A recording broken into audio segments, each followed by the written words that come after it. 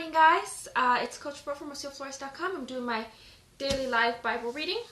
Today we're reading Job chapter 6. Yeah, I guess we'll just start it. I'm already out of it. I just started. Hello. Let me send a little wave on here. I'm obviously on my Instagram right now, but I'll be posting this later onto my YouTube. And so if you're on YouTube when you watch it, you're going to be like, what in the world? Who is she saying hello to? It's the people on the screen. But yeah, so I will be posting this after on my YouTube at bit.ly/Rose Daily Life Bible Reading, or you can go straight to bit.ly/Rose YouTube. And I have a whole playlist already set up of all the days. So today's day 11, I believe. And it didn't change this. Dang it. What's the day? Today's the 15th. I should know that. Bills are due today. Let's change it like that. It's January 15th. We're reading Job 6. Although I know it's like backwards for you guys. I'll take a picture with it later. Alright. So, we had previously read chapter 3 where Job starts a speech. And then, hello, in chapters 4 and 5, his friend Eliphaz replies, right? And he's kind of, giving him some speech. Hello. And then in the new chapter 6, Job is replying to Eliphaz. Okay? I hope I'm saying that name right. I don't know if I am. But again, this is kind of written in what sounds like poetic. So it's not direct dialogue. So I might stop a little bit along the way to kind of give input based on my understanding or just what I'm thinking as I read it, just because it's different than when you just read straight up dialogue. It's easy to be like, he said, she said, okay, we understand what's happening. When it's poetic, it's, kind of harder to get the gist of it, and it's very easy to kind of just listen without actually taking it in. Even with reading, that's how I feel. So let's get started. Alright. Then Job answered, "If only my grief could be weighed and my devastation placed with it in the scales, for then it would outweigh the sand of the seas. That is why my words are rash." So he's explaining why he's speaking so harshly, because he's feeling really harshly, right? "Surely the arrows of the Almighty have pierced me. My spirits drink their poison. God's terrors are arrayed against me. Does a wild donkey bray over fresh grass, or an ox low over its fodder?" I'm not even going to try to explain that. That was a simile or kind of like a metaphor. When people say, like, does this not happen this way? Don't focus so much on the specifics of that, especially you have to look it up in context and understand. If you're somebody who is around donkeys and ox, for you to actually really understand that, you have to look it up. But for example, the next one's really simple. It says, "Is bland food eaten without salt?" And it's like, well, no, right? So, when there's several simile, especially like in any poem, this is just like a literary thing, right? If they're asking you several questions at once and you don't understand the context of one, you use the next one to kind of give you an understanding of that one. I think that's really big to do with the Bible, because there's just so much that it especially like if you're reading like the KJV or like some of those older, just not so modern language ones, they're hard. Like you're just like, huh? So take the context to help you. And take it step by step if you have to, because that'll make a big difference. Is there flavor in an egg white? I refuse to touch them. They're like contaminated food. If only my request would be granted and God would provide what I hope for, that he would decide to crush me, to unleash his power and cut me off. It would still bring me comfort, and I would leap for joy in unrelenting pain that I have not denied the words of the Holy One. So I like this. So, hello. I had notes on the side, like I put down, like, if he died, he'd know he stayed faithful. I think, especially reading this from a perspective, like if you're somebody who's gone through a lot of difficulty, but you're a person of faith, it's really hard to think about how bad it is, but not wanting to turn on your faith. And I think a fear that some people have is that like things are gonna get that bad, to the point where I will get to a point where I will say screw this and I won't believe anymore. And so it's easier to think can I just be done instead of having to go through it. So he's kind of trying to say, like, I haven't stated anything against God. I'm asking for him to take this away.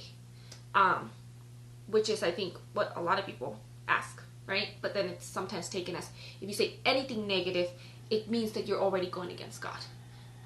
Which can be very hard for the person who's going through something to hear. Okay. What strength do I have that I should continue to hope? What is my future that I should be patient? Is my strength that of stone or my flesh made of bronze? Since I cannot help myself, the hope for success has been banished from me. So obviously he's asking, like, you know, does he have the strength to keep going forward? Like, is he Superman? You know, like that kind of thing. A despairing man should receive loyalty from his friends, even if he abandons the fear of the Almighty. My brothers are as treacherous. I have a hard time with those sounds. Treacherous as a weighty, as seasonal streams that overflow and become darkened because of ice and snow melts into them. The weighties evaporate in warm weather. They disappear from the channels in hot weather.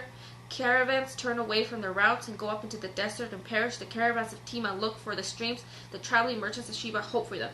They are ashamed because they have been confident of finding water. When they arrive there, they are frustrated. So this is what you have now become to me. It's a really big way of saying, you know, I should be able to count on my friends, and I'm not able to count on my friends because you're not being loyal to me. And even if I was somebody, hi, I can't understand what you said because it doesn't sound like that's English. But hello. I'll send a wave. So I like that it says that, like, even if he abandons the fear. So I think that it's a really religious thing. So I think it really depends on who is who, right? But like depending on what your belief system is, you might be somebody who has been brought up with this concept that if somebody turns away from God or doesn't believe in a specific belief system, that you should shun them, right? And there are specific religions that's what they teach, like, turn away from God. I mean, you turned away from God, so I'm turning away from you. And so I think it depends on, obviously, your religious upbringing, whether or not that's something that you would do because you believe that that's something that is the correct thing to do. I don't believe that that's what the Bible teaches. And obviously I can't think of, like, any specific spot that is specific, hey, don't turn away from people. But that's not the example that Jesus set forth, right? He went to the people who were sinners and to the unbelievers. And, like, how can you turn somebody into a believer if you're not willing to go near people who don't believe? But the idea that, like, somebody who abandons God, that means that they were a believer and now they're not. As a good friend, if you stay in their lives and you're still supportive and you're still loving and you still care for them and you're still engaging with them, there's a bigger chance that they would turn back to God, right? Than, like, not doing that, you know? So, like, if somebody says, I'm not a believer anymore, and you're like, whatever, then I don't want to hang out with you. Why would they want to come back? Like, they know that you're not there. So, that's a good way for him to say, like, that's what a good friend would do. And that's not what I'm seeing from you guys. Like, I am, and then he goes into this entire, like, explanation or, like, example with, I don't know, like, nature, I guess. I'm not a big fan of nature being, like, the way to describe things. But it's obviously very visual. But what I like about this section, though, because, like, obviously it's so hard to, because a lot of these books, especially the ones that have a lot of poetic stuff, they obviously you could tell that they're using the poetic stuff to kind of drive the actual point of the story.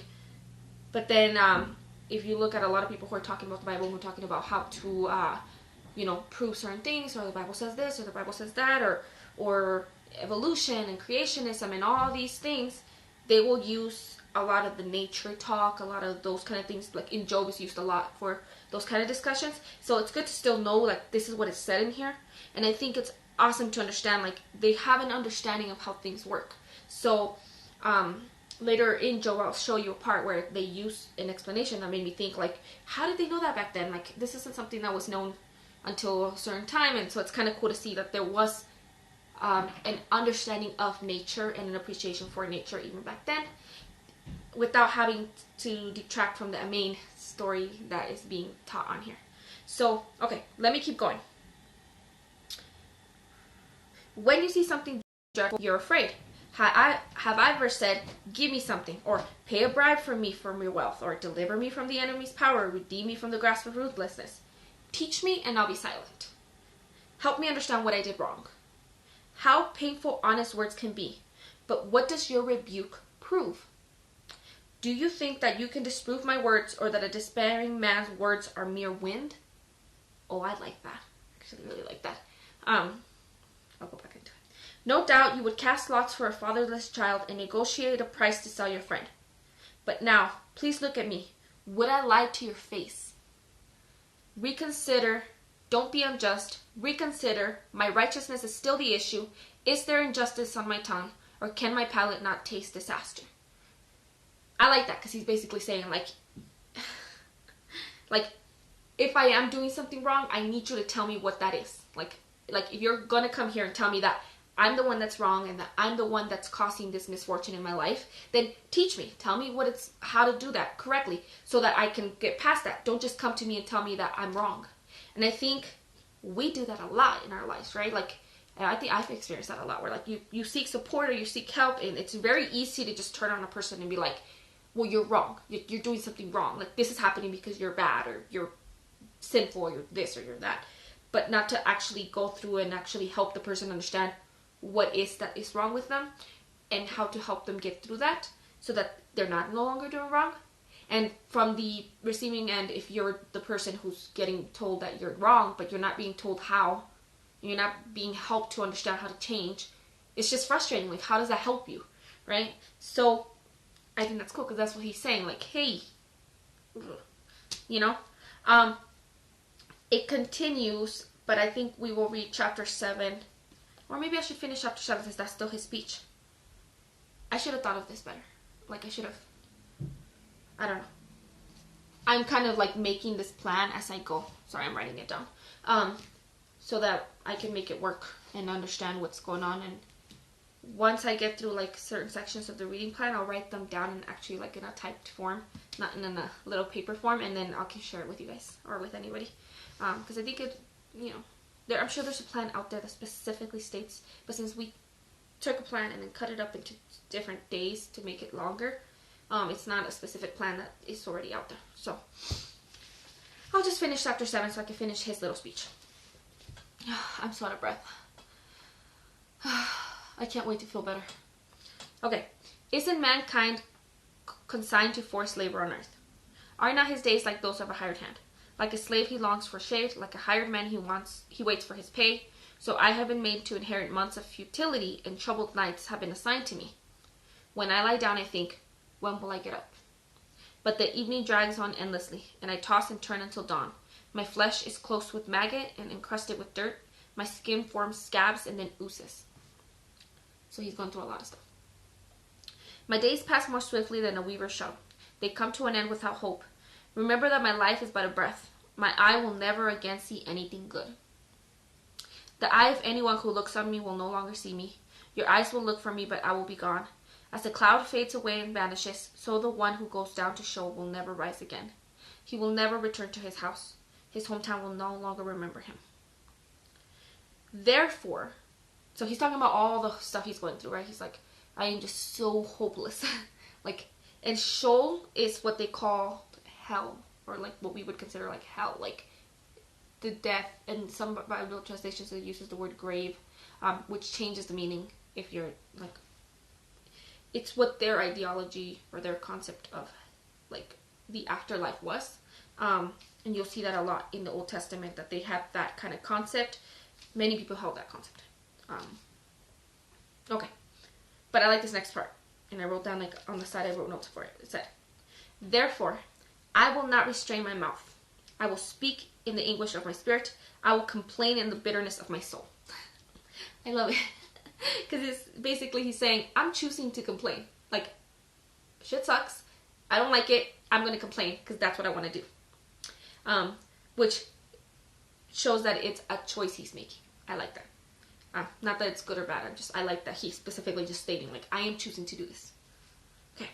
Am I the sea or a sea monster? that you keep me under guard. When I say my bed will comfort me and my couch will ease my complaint, then you frighten me with dreams and terrify me with visions, so that I prefer strangling. Death rather than life in this body. I give up. I will not live forever. Leave me alone, for my days are out of breath. My days are a breath. Sorry.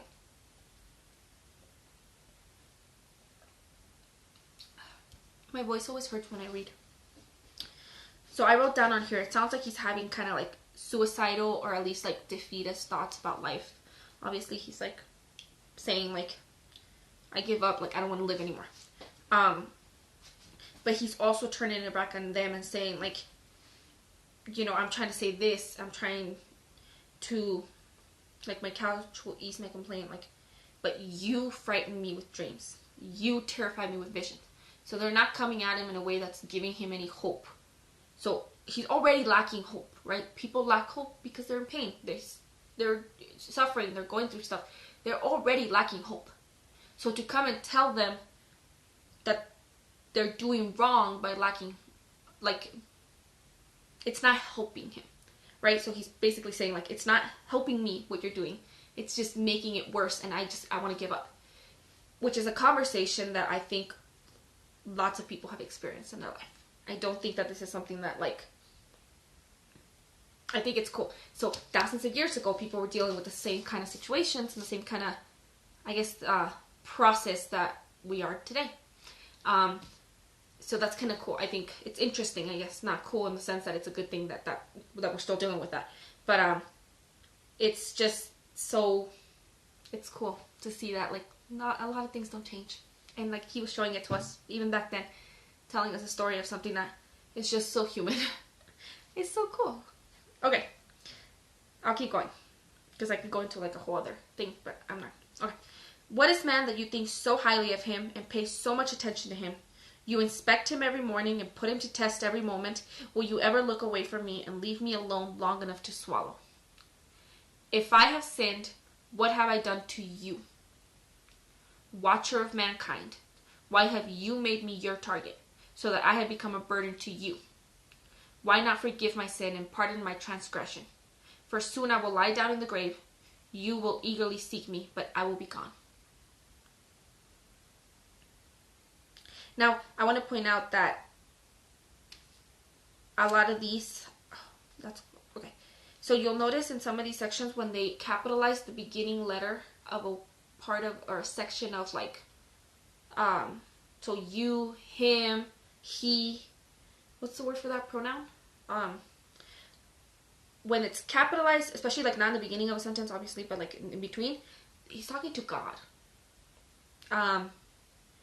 Because that's how they kind of separate, like, it's not just a general you, and it's not you to a specific person, but he's talking to you as in God. Like, it's a, I don't know what the proper grammar word is. So so he's saying this to God. He's saying, like, why do you have to, like, I think a lot of people have that feeling too, like, of turning it onto God and being like, why do you care? Like, obviously seeing it from the opposite end, it's like, well, he's God, he's allowed to care or whatever. He's God, right? But when we're in the thick of that pain, we're thinking about ourselves. So we're thinking, like, why are you doing this to me, God? Like, why do you care? Why not just let me be? Why not just let me die? Why not just, we're fighting against him and being like, why are you doing this to me?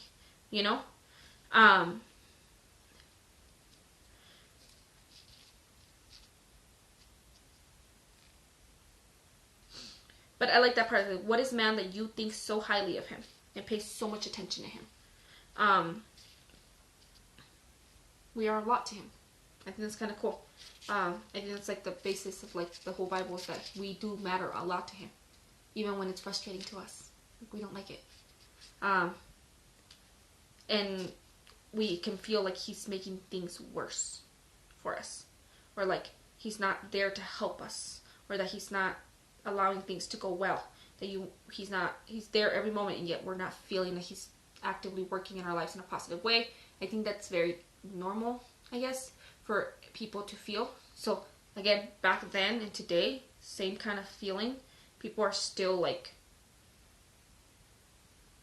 it's the same I guess, emotions, thoughts, ideas. It's the same thing. It's been all along. It's been the same kind of struggle. But we'll see throughout the Bible that he kind of comes into humanity to explain these things to us and to share these things with us and to, I don't know, tend to say, like, it's very normal if you feel this way. I'm going to go ahead and just, again, link the suicide hotline to this video, just because I think, I don't know, people don't always use it, or they don't think it's something that they can use. And I think that you can have support when you're feeling this way. I do think, obviously, like, turn to God and come to Him first. But if you're feeling this way, you're not going to, right? Like, I think that's very, like, obvious. Like, you're gonna choose to complain because that's how you're freaking feeling in the moment. That's what you want to do. And so it's normal to make a decision that you're not gonna look to God. And I think He knows that you're gonna do that, or that you are doing that, and He's still there. So He's like, you know, I'm choosing to complain, and yet you're still keeping me under guard. You're still there thinking of me. You're still there inspecting me. You're still there watching me and being there, you know? Now, I do want to point out that He says, why not forgive my sin? He's still kind of like not admitting to sin, which I guess if you know the story of Job, you know that he hasn't done anything to deserve this. Hello! Sorry, I didn't see your little comment on there. We know, because we're outside of the story, that he hasn't done anything bad. And that's what he's claiming. He's like, I haven't done anything, so why am I the target? But we're going to see at the end, that wraps up. It's kind of hard to read through when you know the ending. It's hard to talk about it. Yeah. I don't know. This is making me think a lot of stuff, but I don't want to share them until I, like, think them through. So maybe tomorrow. So we read chapter 6 and 7 instead of just chapter 6. So I'll add chapter 7 on here.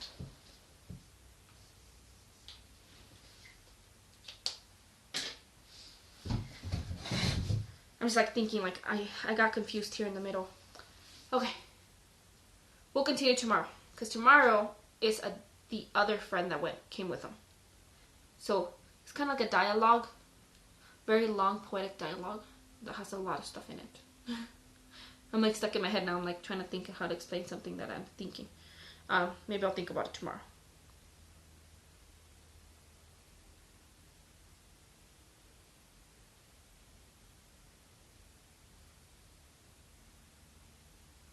Okay.